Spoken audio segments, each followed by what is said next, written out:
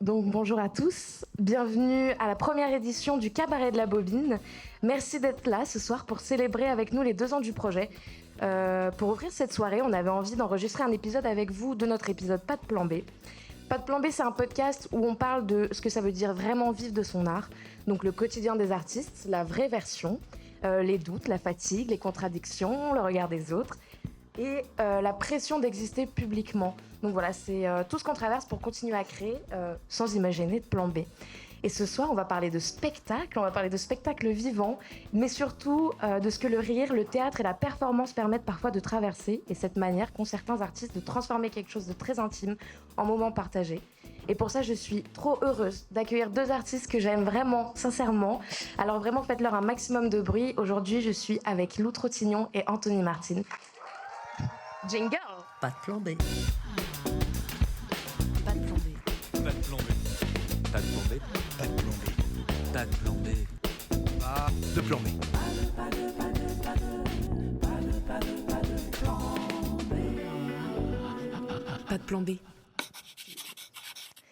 D'abord, Lou. Donc Lou, tu es humoriste, comédien et auteur. Tout à fait. Tu as un spectacle qui s'appelle Mérou et tu es devenue l'une des voix les plus fortes et singulières du stand-up français. Oh, On dit- merci. on dit Je savais les pas. termes. Non, oui, allez-y. Y a pas Tu de racontes ton rapport au genre, au corps, à la famille, au regard des autres, mais toujours avec un humour hyper vivant, hyper généreux et profondément joyeux. D'ailleurs, on en reviendra. Et tu transformes des expériences très intimes en quelque chose dans lequel énormément de gens se reconnaissent. Et à ma droite, Anthony, donc tu es comédien, performeur. Tu viens autant du théâtre du coup que de la performance, avec un parcours entre école, création contemporaine et même scène nationale. Tu as notamment travaillé avec Rebecca Chaillon, tu as intégré le Moonstrom récemment dans Macbeth. Et tu développes aujourd'hui un travail très physique, très incarné autour de ton spectacle. Quand on dort, on n'a pas faim, qui est actuellement tourné. Bienvenue à tous les deux dans Pas de plan B. Merci. Pour commencer, donc Lou, tu racontes que le stand-up est arrivé presque au même moment que ta transition. Est-ce que monter sur scène, ça t'a aidé à devenir toi-même ou est-ce que c'est l'inverse ? Oui, le stand-up rend trans, ça c'est sûr. Non. Mais du coup, moi, je parle de ma transition de genre sur scène. Et quand j'ai commencé le stand-up, j'y suis allée en me présentant comme une meuf cis, donc cis pas trans, hétéro. Sauf que j'avais un mulet, un costard, et personne n'y croyait, sauf moi. Et ma première blague, c'était tout le monde pense que je suis une lesbienne, je sais pas pourquoi. Maintenant, j'ai la réponse. Et du coup, parce que quand on monte sur scène en stand-up, on a tendance à se dire que c'est des blagues, qu'on va vraiment juste rigoler et tout. Mais pour moi, en tout cas, l'écriture de stand-up, elle vient d'une place d'authenticité. Et il y a un rapport avec le public, on est très très proche du public. Du coup, quand tu es sur scène, il faut que tu penses à l'image que tu renvoies. Et du coup, ça m'a frappé à quel point c'était pas l'image que je voulais renvoyer. Et du coup, en tout cas, me rendre compte que je suis trans est venu en même temps que le stand-up. Et la première fois que j'ai dit je suis trans, c'était sur scène. Donc c'est plus dans ce sens-là, quoi. Et toi, Anthony, tu viens d'un parcours du coup assez académique au théâtre au départ.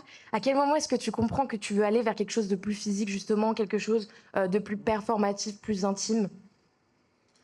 Je pense que ça s'est un peu imposé à moi parce qu'effectivement, moi, j'ai fait 2 ans de prépa littéraire au lycée Henri IV. Mon spectacle parle de ça pendant 2 ans. Et à la fin, j'étais un peu en mode que vais-je faire de ma vie maintenant que c'était un beau fiasco pendant 2 ans.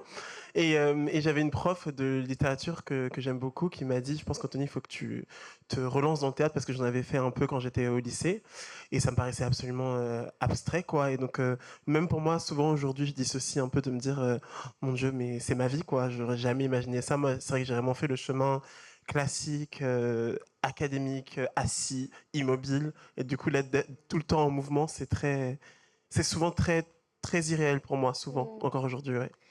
Et est-ce que la scène et par ton spectacle, tu as trouvé un endroit où tu peux montrer vraiment des choses qu'on t'a demandé de cacher justement pendant ces années de prépa ? Oui, absolument. Et c'est tous les soirs vertigineux, en fait, pour moi, effectivement, de me dire, mais quelle chance, parce que justement, je connais plein de gens qui sont restés, eux, dans le chemin et qui auraient aimé faire une carrière artistique Donc souvent, je me dis aussi que je me bats pour ceux et celles qui ne peuvent pas ou qui n'ont pas pu. Et donc effectivement, c'est une joie tous les soirs. Et c'est quelque chose d'être interprète, mais c'est quelque chose aussi d'avoir ton spectacle que tu as créé avec ton équipe et d'avoir tous tes rêves et les fantasmes les plus fous. Et franchement, c'est précieux, vraiment. Vous avez tous les deux des projets du coup très incarnés. On sent que vous donnez énormément de vous sur scène, vraiment de la générosité. Mais derrière, il y a aussi tout ce qu'on ne voit pas. Il y a le quotidien invisible, j'aime bien l'appeler. Lou, tu dis souvent que le rire peut être un espèce d'outil un petit peu d'émancipation. Est-ce qu'il y a des moments où le public, toi, t'a fait te sentir moins seul dans tes pensées, voilà. Ouais, bah déjà, quand le public vient, je suis pas tout seul. Non, mais ça a été parce que j'ai écrit ce spectacle, je disais même pas trans au début, je parlais de questionnement de genre, de non-binarité, et tout de suite les gens ont été au rendez-vous, et je me suis dit, ah mais il y a d'autres gens qui se posent les mêmes questions que moi. Et puis au fur et à mesure, on a élargi au-delà de la question du genre, de la transidentité, à la question de c'est quoi être la version la plus authentique de soi-même. Tout le monde recherche ça, quoi. Et du coup, je me sens moins seule. Le fait qu'il y ait de plus en plus de gens queer, concernés, pas concernés, ça me touche beaucoup aussi. Voilà. Je sais pas si j'ai répondu à la question. J'ai répondu à la question. Ouais, ouais, carrément. Validé, j'ai gagné. Mais justement, on associe souvent les récits queer, les récits trans à quelque chose de douloureux. Et toi, dans ton spectacle, tu choisis beaucoup la joie, l'humour, le collectif. Pourquoi c'était important? Est-ce que c'est vraiment aussi par l'écho du public que tu avais qui te donnait beaucoup de force Non, c'était un choix vraiment pour le coup qui a résonné. Du coup, j'étais trop content. Mais c'était vraiment un choix parce que, alors, juste, moi, c'est vrai que je dis souvent, je politise la joie et tout. C'est pas parce qu'on politise la joie qu'on met de côté tous les aspects difficiles. Au contraire, on est là, c'est dur, on n'a pas de droit, c'est complexe. Mais je choisis de continuer à être joyeux dans une sorte de naïveté un peu, de se dire, ça, ils pourront pas mettre de loi pour me dire, je peux pas être joyeux. Donc c'est le truc que je pourrais garder. Et après, la suite de la question, c'était... Non, mais pourquoi c'est important pour toi? Ah oui, c'est super important. Non, c'est important aussi parce que moi, en grandissant, quand je commençais à me rendre compte que peut-être j'étais concernée par la transidentité, j'ai tout de suite arrêté cette pensée puisque je ne voyais que des représentations extrêmement tristes de personnes trans qui étaient montrées souvent par des médias mainstream et qui disaient voilà, que c'est que de la souffrance et que horrible. Alors oui, il y a de la souffrance, mais pour moi, la souffrance, ça ne vient pas du fait d'être trans, mais du fait d'être trans dans cette société-là. Du coup, c'était de recalibrer ça. Et moi, je suis quelqu'un de dépressif de manière chronique. Du coup, c'est un bonheur de pouvoir vraiment politiser la joie. Ça veut vraiment dire quelque chose pour moi sur scène, quoi. Ça me sort de la dep. Merci. Toi, Anthony, du coup, tu travailles beaucoup dans des créations collectives à côté de ton spectacle. Est-ce que tu as l'impression qu'on peut mieux survivre, entre guillemets, dans ce milieu lorsqu'on est entouré? Oui, totalement. Et en fait, moi, je crois que je ne peux pas faire sans. Enfin, c'est-à-dire que c'est pas évident. Je trouve que dans les communautés queer, on parle beaucoup de safe place et tout. Et c'est drôle parce que je trouve que c'est le truc le moins acquis, enfin, notamment quand tu es entre personnes queer, donc quand même des personnes qui ont souvent vécu des choses assez, à des curseurs différents, mais quand même des rejets divers et variés, certains traumatismes et tout. Je veux dire, on est les dernières personnes à pouvoir créer des safe places, je trouve, de prime abord. Du coup, en fait, je trouve que j'en avais besoin, mais je me suis rendu compte que c'était en fait difficile, en fait, quand même, de créer, même avec ma communauté. Mais je ne peux pas faire sans. C'est-à-dire que même si on se confronte, même si des fois c'est pas évident, c'est les seules personnes avec lesquelles je dépose ma tête. Et en fait, le reste du temps, je suis jamais en cercle, comment dire, convaincu et safe. Du coup, je peux pas créer, moi en tout cas, sans cette soupape, quoi, en tout cas, je pense. Et qu'est-ce qu'on pourrait dire que la scène permet de dire ou de faire qu'on n'arriverait pas à faire autrement, qu'on ne pourrait faire n'importe... J'arrive pas à dire ma phrase. Non, ça va, c'est clair. Qu'on ne pourrait pas faire autre part, voilà. Vas-y.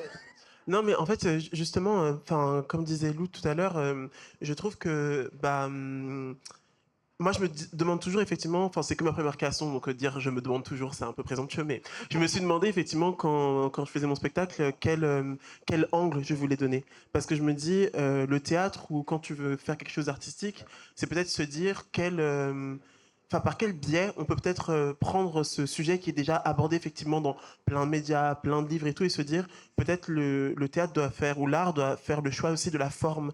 Et moi je me dis, j'avais vraiment envie de réfléchir à une forme autour de mon récit pour que les gens ils se disent ah, j'aurais jamais imaginé cette histoire racontée comme ça. Et du coup, essayer d'ouvrir vraiment des imaginaires et se dire en fait, on peut vraiment se représenter de mille et une façons. Et on n'a pas à subir une seule représentation univoque et unilatérale, quoi.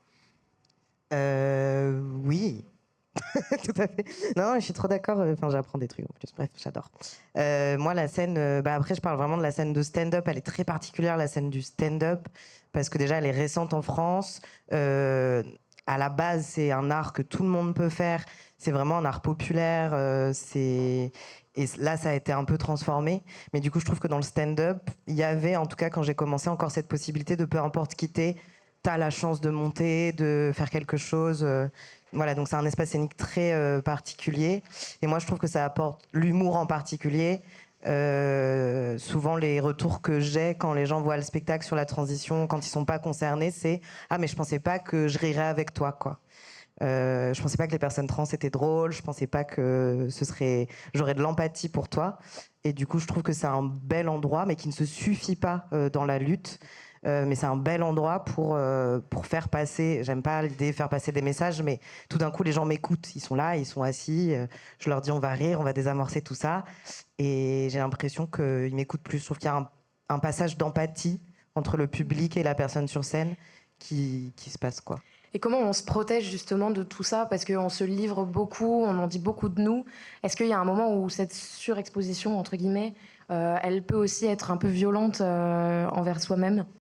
Oui, après, je pense que ça dépend vraiment de tout un chacun. Moi, c'est vrai que du coup, j'ai vécu ma transition devant les gens. C'est-à-dire que je montais sur scène, je commençais à prendre de la testo. Enfin, je ne prenais pas de la testo sur scène en direct, mais performance. J'aurais pu. On aurait pu créer un spectacle. Ouais. Ça s'est fait. Bah oui, Ça s'est fait. je me doute. Mais en tout cas, les gens voyaient ma voix changer, mon corps changer. Donc, je me suis un tout petit peu sentie dépossédée de cette transition-là. Comme si j'en avais fait 4, mais de ma transition, quoi. Mais en même temps, c'est aussi quelque chose d'extrêmement joyeux de pouvoir le partager à plein de gens, que ça fasse écho. Et ça a été un vrai travail, en effet, après, de recalibrer. OK, quand les gens me disent bravo, merci, c'est pas à moi qu'ils disent ça. C'est à ce que je représente dans l'univers du stand-up. Et je trouve que c'est cool de vraiment déplacer son ego. Et c'est pas mauvais, l'ego, mais juste pour soi-même, pour se protéger. De OK, ça c'est mon travail et ça c'est moi, quoi. Et toi, par exemple, Anthony, est-ce que quand tu joues en spectacle, selon qui il y a dans la salle, est-ce que ça peut te mettre dans un état, parce que tu parles de beaucoup de monde, il y a sûrement beaucoup de choses vraies, beaucoup de choses qui ont été un peu remaniées, mais est-ce que voilà, il y a des personnes dans la salle ou des choses que tu dis qui sont toujours un peu plus compliquées Oui, effectivement, bah moi, mon spectacle, en plus, sans spoiler, mais effectivement, il est un peu construit en 2 parties. Une première partie qui est vraiment un sorte de conte, un peu en trompe-l'œil, où on pense que ça va être un conte, et en fait, voilà. Et la deuxième partie, c'est plus un podcast avec ma sœur qui est là dans la salle. Et du coup, effectivement, l'idée, c'est qu'il y a des gens, des fois, qui viennent au plateau avec moi, il y a des gens qui interviennent et tout. Et donc, c'est un spectacle qui change tous les soirs. Et effectivement, bah, des fois, tu as des gens qui comptent très fort. Enfin, moi, j'ai des autrices, notamment, qui comptaient très fort pour moi, qui étaient dans la salle, qui sont venues au plateau avec moi. J'ai pleuré, j'ai beaucoup pleuré, j'ai pleuré, j'ai machin. Mais justement, c'est fou parce que la première partie est vraiment du théâtre. C'est quand même, je fais le texte, je le dis, je truc. Et du coup, la deuxième partie, il y a un truc je sais pas, tout le stress un peu accumulé, toute la tension que j'ai mise, d'un coup, elle est genre... relâché, donc ça fait que je suis encore beaucoup plus poreux et ça se rapproche un tout petit peu plus du rapport stand-up parce que vraiment les gens, s'il y a des gens qui réagissent, bah je prends en compte. Enfin, tu vois, oui, je suis beaucoup plus vulnérable dans la deuxième partie en tout cas, quoi. Et j'avais envie de parler aussi un peu du sujet qui fâche, c'est-à-dire l'argent. Est-ce que pour vous l'argent c'est un sujet tabou?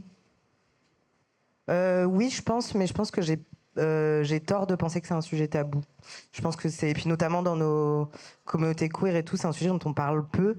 Il y a un peu cette idée que tous les queers sont précaires, pas forcément, beaucoup évidemment en termes sociaux et tout. Mais oui, je pense que c'est un sujet tabou, mais j'aimerais plus en parler justement, quoi. Ouais. Oui, totalement, c'est tabou. Mais par contre, moi, pour le coup, je suis je suis très terre à terre. Enfin, pour le coup, quand j'appréhende de vendre mon spectacle, je suis en mode ça coûte ça. Comme ça, les gens, enfin, ils savent à quoi s'en tenir, tu vois. Et je suis en mode, en fait, je me dis aussi, justement, on est déjà assez précarisé. La plupart des scènes quand même vers lesquelles on a la chance de jouer, c'est quand même des scènes publiques. Et je me dis, en fait, on peut pas vendre tout le temps. Et puis, c'est toujours intéressant de voir quel spectacle les gens veulent tout le temps sous-payer.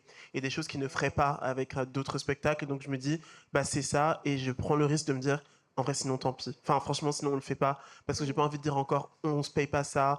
Je me dis, il faut toujours un minimum quand même. Même pour le bien de l'équipe, qu'on continue ensemble, quoi. Oui, bah, c'est toujours la question, est-ce qu'on accepte un projet parce qu'on a vraiment envie de le faire, mais qu'on sait que derrière, voilà, il y a zéro compensation financière et qu'il y a des membres de l'équipe qui ne seront pas payés, etc. Ou est-ce que, à l'inverse aussi, la réalité du secteur fait qu'on est obligé d'accepter certains projets qui, pour le coup, eux, sont bien payés, alors qu'on n'a vraiment pas envie de le faire?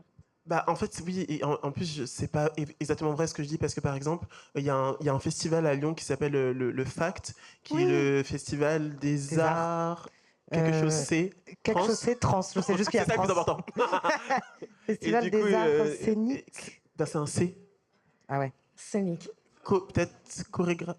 Bon, bref. C'est un festival du coup d'art trans à Lyon. Et par exemple, c'est un festival, donc sans grande surprise, qui n'a pas beaucoup d'argent. Et là, ben, évidemment, on trouvera toujours évidemment à réduire ou même à quoi que ce soit parce que c'est pour. Enfin, on sait que la réalité, elle est vraiment. Enfin, on nous ment pas et qu'on on a envie de le faire aussi, tu vois. Donc en fait, c'est pas vrai. On peut totalement rester flexible quand même. Mais il faut pas que ce soit trop. C'est l'équilibre, tu vois. Il faut trouver un équilibre. Moi, il y a un truc, je sais pas, qu'on m'avait appris pour les projets et qui m'aide bien, c'est quand on me propose un projet, faut regarder les finances, avec qui c'est, si c'est des amis, des gens qui sont proches ou quoi, ou des gens que tu adores, par exemple, et l'aspect politique. En tout cas, ces trois choses-là, et ça m'aide vachement à voir. Il faut que j'ai au moins 2 critères sur les 3.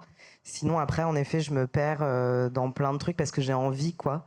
Et puis, il y a aussi une place un peu particulière Alors, je ne suis pas du tout la seule personne trans qui fait du stand-up, ni la première personne trans qui fait du stand-up. Ça, c'est un truc que j'essaye de redire. La presse m'a vachement mis là-dedans. Mais du coup, j'en profite du coup, mais c'est pour ça qu'on fait un événement en juin à la Scala Paris avec plein d'archives trans pour montrer que non, ce spectacle, il vient d'une histoire commune, une culture trans qui dure depuis mais bien longtemps. Et du coup, il y a aussi cette difficulté quand on considère que je suis soi-disant le seul à faire ça. Mais du coup, je peux te dire, le mois de la Pride, tout d'un coup, tout le monde a besoin d'un trans, tout le monde m'appelle, quoi. Et en fait, et ça, c'est dur quand t'es considéré comme le seul alors que tu l'es pas. Encore une fois, moi, je propose d'autres noms. Ils disent oui, mais on préfère une personne trans blanche, on préfère une personne trans divertissante, qui n'est pas en colère. Et on préfère enfin voilà. Et on veut pas les autres noms parce qu'ils sont moins connus. Donc c'est difficile d'avoir la seule charge de ça et d'avoir beau proposer des noms et qu'ils sont là, si tu viens pas, on n'a pas de personnes trans, alors qu'il y a plein de personnes, quoi. Donc il y a aussi ça dans les choix qui ont été difficiles de dire non des fois, quoi. Donc tu joueras aussi ton spectacle à la Scala. Oui. Peut-être tu peux dire les dates, peut-être que ça donnera envie au monde de venir. Ouais, c'est du 3 au 19 juin à la Scala, donc c'est vraiment tout le mois de la Pride, c'est les dernières dates parisiennes du spectacle. En gros, vous venez, les portes sont ouvertes 1h30 avant. Il y a une expo avec les archives LGBT de Paris et d'Île-de-France. C'est que des archives trans qu'on n'a pas encore pu montrer, récentes, anciennes. Ensuite, il y a du cabaret en première partie parce qu'on parlait de la scène. Et le cabaret est un grand endroit de libération pour plein de minorités, notamment les personnes trans. Bambi, Coccinelle, tout ça, elles ont pu s'habiller en femme. Et je mets vraiment des gros guillemets, je parle avec les mots de cette époque-là. Parce que tout d'un coup, quand on est considéré comme un homme et qu'on s'habille en femme sur scène, dans le cabaret, c'est pas grave. Dans la rue, c'est grave. Dans le cabaret, c'est pas grave. Donc il y a une première partie de cabaret parce que ça fait partie de notre histoire. Et après, il y a le spectacle que vous pouvez voir ou revoir, quoi, selon si vous êtes fan ou pas. Et Merci. Anthony, où est-ce qu'on peut voir ton spectacle Eh bien, là, nous, on part tout le mois de juillet à Avignon. On joue au Théâtre de la Manufacture. Et après, on jouera en avril prochain au Théâtre de la Bastille pendant 10 dates. Donc, n'hésitez pas. Très bien. Ouais. Et avant de retourner à cette merveilleuse soirée, je voulais vous proposer un petit jeu. En fait, l'idée, c'est de répondre la première chose qui vous vient en tête après ces questions-là. Donc, On gagne un truc ou un sourire. Un baiser. Merci. De la Euh, visibilité. La fameuse. Pardon, je vous- ça c'est non. un autre paiement Je qu'on a vous beaucoup. pose la question en même temps et puis vous répondez. Voilà. L'artiste que vous auriez aimé être. Anthony Martin. T'as une réponse J'avoue, Anna Gatsby.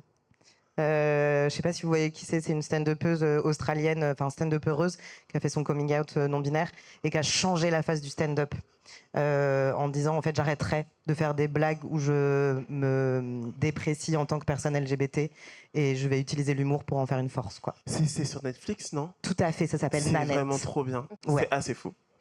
Moi, je pense que je dirais Kelela, qui est une chanteuse noire américaine que je vous encourage à... Son prochain album sort en juin. La face de la Terre va changer. Donc, préparez-vous. Le pire conseil qu'on vous ait donné dans le métier. Ah, arrête de parler de genre et de sexualité. Ils avaient tort. Moi, on m'a dit à peu près pareil. On m'a dit t'as pas peur de te faire enfermer en jouant ces rôles-là? Et j'ai dit oui, mais j'ai pas envie de jouer autre chose. So. Une chose qu'on ne voit jamais dans votre quotidien, dans votre métier. Je pense que la sociabilité, c'est 50% du travail. Parler avec le public après et tout, même si c'est très agréable, j'avais pas anticipé que ça faisait vraiment partie du travail et c'est normal. Sociabilité avec les pros et tout, quoi. Je ne sais pas. Qu'est-ce qu'on peut faire? Les mails. Les gens ne voient pas les mails. Ah oui, c'est vrai. Les mails envoyés. Oh là là, les mails. Le moment le plus absurde vécu avant ou après une représentation. Moi, je crois que je l'ai raconté il y a pas longtemps, mais du coup, c'est une mère qui est venue voir mon spectacle, une mère de personnes trans, et qui était très fâchée. Elle disait, je comprends pas, ma fille me parle pas, et du coup, elle était fâchée contre moi. Je sais pas pourquoi, mais c'est pas grave, je préfère ça. Et du coup, elle était fâchée, elle est venue me voir à la fin en me disant, parce que mon spectacle s'appelle Mérou, parce que c'est un poisson qui change de genre au cours de sa vie, donc je me suis dit, pourquoi pas moi, bref, voilà. Et du coup, elle est venue me voir en me susurrant à l'oreille, dans le Var, on mange des mérous en bouillabaisse. Et elle est partie comme ça, telle une petite sorcière du marais. Et du coup, je sais pas, c'était une menace ou une proposition de dîner, je cherche encore. Ça, c'était bizarre, ouais. C'est hyper drôle. Moi, je vais la faire courte, mais en gros, je jouais dans un spectacle qui s'appelait Plutôt vomir que faillir, qui était un spectacle d'une metteuse en scène qui s'appelle Rebecca Chaillon. Et c'est un spectacle très particulier, on parlait d'adolescence, tout ça, tout ça. Et en gros, donc c'était 4 adolescences queer et racisées, donc pas très commun. Et un jour, il y a une classe qui est venue, c'était à Besançon, et les élèves ne sont pas restés. Enfin, normalement, les élèves restent, on a un petit bord plateau et tout. Et le lendemain, on a reçu un message de la prof, parce que leurs enfants, du coup, avaient parlé comment dire, du spectacle à leurs parents. Et on a reçu un mail d'un père qui a dit « Je ne veux plus jamais que ma fille aille voir des diableries wokistes au théâtre. » Et du coup, on en a fait des t-shirts, parce qu'on est en mode « Mais diableries wokistes, il a trouvé ça où? C'est génial !» Du coup, il y en a un qui s'est fait tatouer, nous, on a des t-shirts. Et du coup, le théâtre a arrêté, ils ont arrêté la collaboration avec le lycée. À cause ou grâce à notre spectacle. Okay. Ouais, délire. Pas mal. Diablerie wokiste. C'est fort, c'est fort. Et pour finir, qu'est-ce qui vous fait tenir aujourd'hui? Qu'est-ce qui vous motive encore au quotidien à continuer? Le Xanax. En vrai, c'est vraiment, je pense qu'on le sait tous ici, c'est une période très très compliquée. Moi, je reviens vers vraiment prendre soin de mes proches, être avec mes proches, fêter, faire des fêtes avec mes proches, des trucs comme ça. Et surtout, voir les petites victoires, parce que les victoires de l'extrême droite sont très très visibles et spectaculaires. Les victoires de la gauche, elles existent, elles prennent juste plus de temps, parce qu'on n'est pas des grosses machines. Mais du coup, moi, je me raccroche à ça, aux petites victoires, notamment, par exemple, juste de mon point de vue, le spectacle. Là, j'ai joué il n'y a pas longtemps dans 1300 personnes. C'est ouf, j'ai commencé, il y avait 25 personnes. Et je me dis, mais ça veut dire qu'on a plus d'alliés. Enfin, voilà. Donc, je me raccroche un peu aux petites victoires. Ouais, moi je me raccroche à mon équipe, au fait de, effectivement de, aussi je me raccroche aussi surtout aux gens qui sont passés avant moi. En fait, effectivement, je crois que on vit quand même une période extraordinaire aussi parce que, je sais pas, genre urgence climatique jamais autant. Enfin, il y a des choses effectivement, mais effectivement il y a eu des montées d'extrêmes. Il y en a toujours eu, il y en aura encore. Et effectivement, moi je m'accroche beaucoup aux gens qui sont passés avant moi. Là, je lis pas mal d'autrices que j'aime beaucoup, noires américaines, qui disent en fait, et qui le disaient déjà, elles disent ça va se repasser. On va sûrement perdre nos droits. Et quand on se dit qu'aux États-Unis, il y a des États où les femmes peuvent plus avorter, on l'aurait pas cru. Enfin, on l'aurait pas cru, je ne sais pas qui est le on, mais on l'aurait en tout cas difficilement pas cru. Et en fait, elles le disent, il faut juste rester concentré et continuer. Chacune à son endroit à continuer le travail pour continuer le travail. Tout ça m'amène à ma dernière question.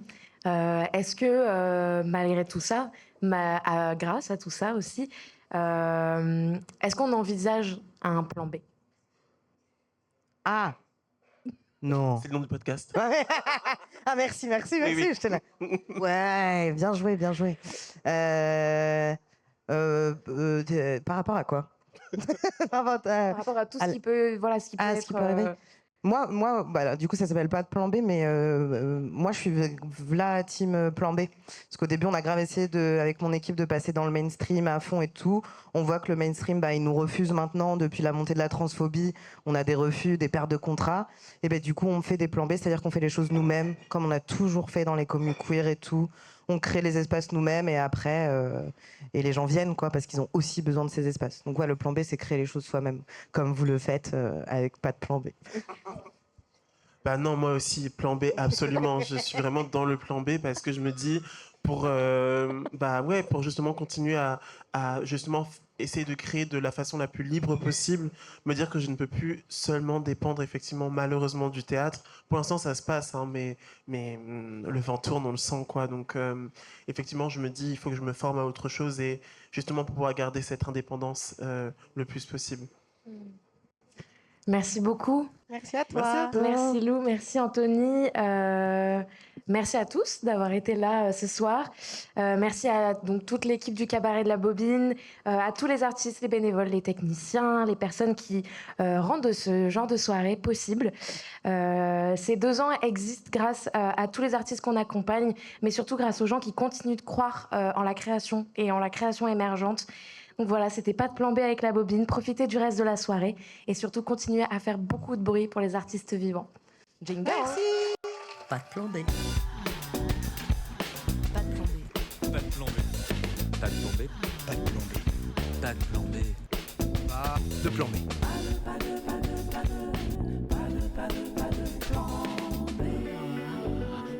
Pas de plan B.